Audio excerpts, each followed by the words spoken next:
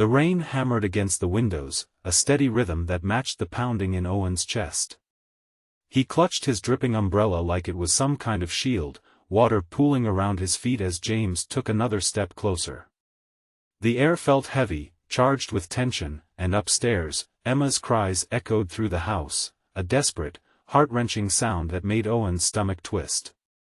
"You and I need to have a little talk," James said, his voice low but sharp, like the edge of a blade.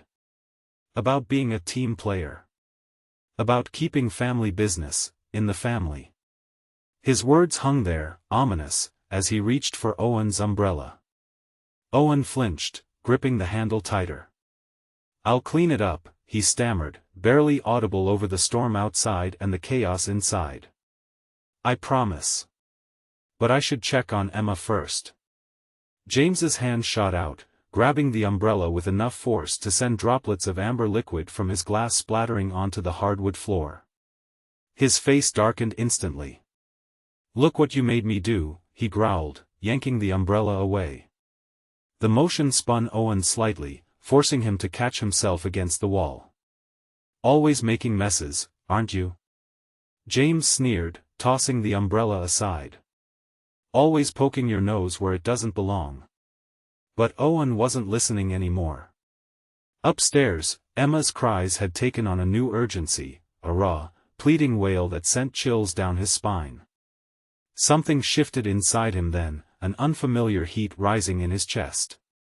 It wasn't just fear anymore, it was something older, stronger. Protective. "She needs her diaper changed," Owen said suddenly, surprising even himself with how steady his voice sounded. "And she's probably hungry. I'm going upstairs." He turned toward the staircase, but James's hand clamped down hard on his shoulder, spinning him back around. "We're not done talking, Owen. Family business, remember? What you might have heard on the phone, you're hurting me," Owen interrupted quietly, meeting James's gaze for the first time. For a moment, their eyes locked, and then James released him, running a shaky hand through his disheveled hair.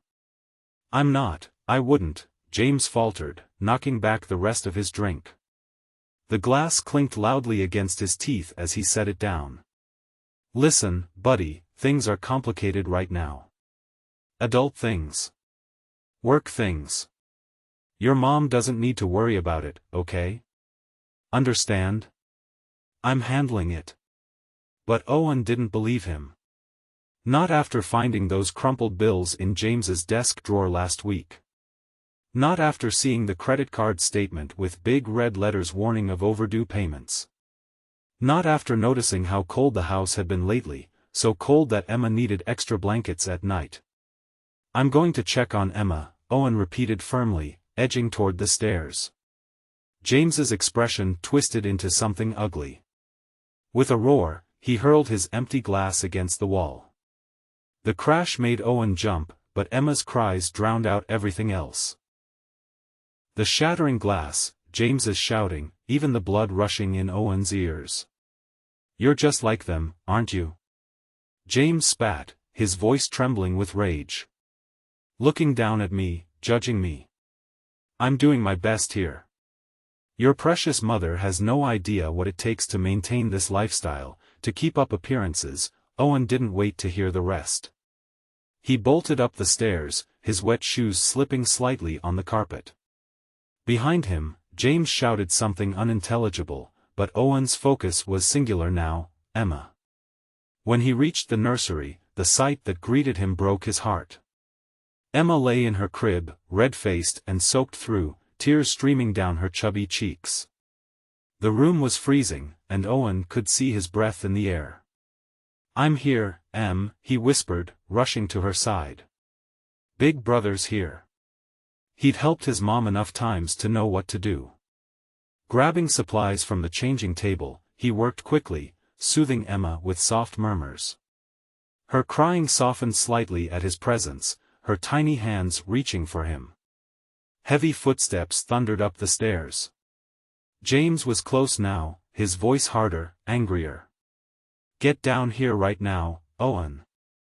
Owen froze, panic clawing at his throat. Then his eyes landed on the baby monitor sitting unplugged on the dresser.